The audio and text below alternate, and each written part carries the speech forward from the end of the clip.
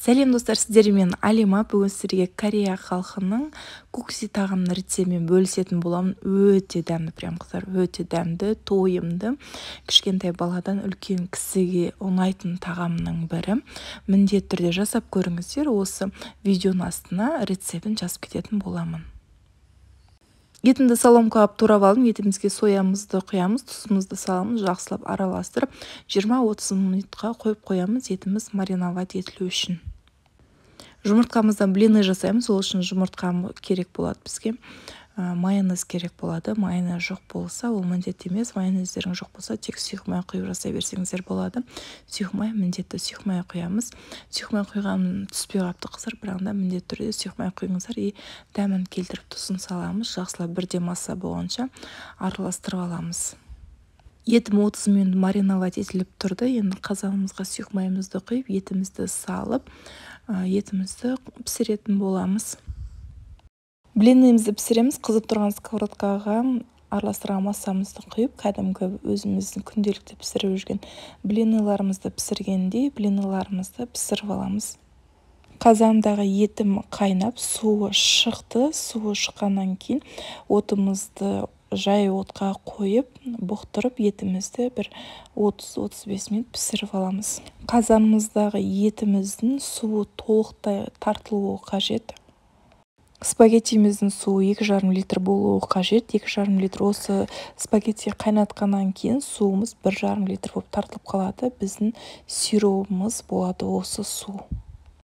Блинім дайындап қойдым қыздар. 4 жұмыртқадан 8 немесе 9 дана блины шығады. Менде балалар сұрап 1-2-ін жеп қойды.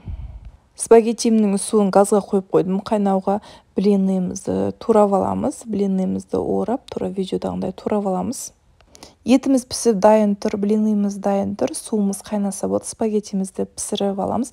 30 минутта дайын болатын тағам қыздар. Бұл енді көкөністерімізді тураймыз. Мен қияр мен қызанақ қолданатын боламын. Егер қаласаңыздар, сәбіз қолдануға болады и капуста қолдануға болады. Ол қалауларыңызбен қыздар. Қияр салатымыздың үстіне чесногымызды турап, дәмдеуіштерді салып, ыстықтай сұйық май құю керек. Рецепт бойынша сол кезде су шығады, суын төгіп тастау керек. Менің балаларым ондай салатты ұнатпағандықтан мен тек қиярды турап салып қоятын боламын. Егер қаласаңыздар, тура жаңа айтқандай солай жасасаңыздар болады салатты.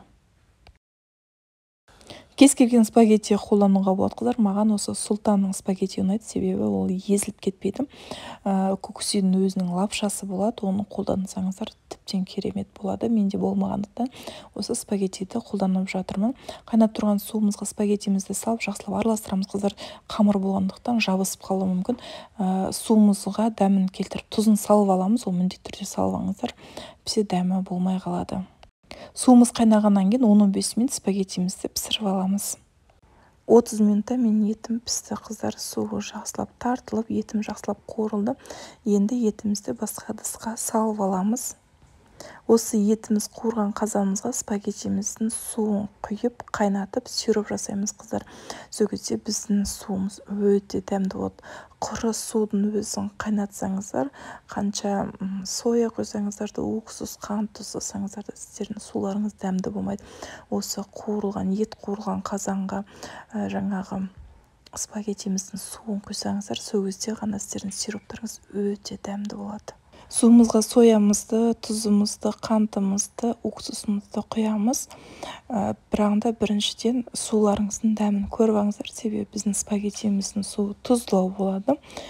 Біздің қуырылған етіміздің де соясы, тұзы қалады. Себептен бірінші дәмін көріп, сосын барып, дәмдеуіштерді салыңыздар. Қанша керектік мөлшердің бәрін описанияға тура осы видеоның астына жазып кететін боламын қыздар.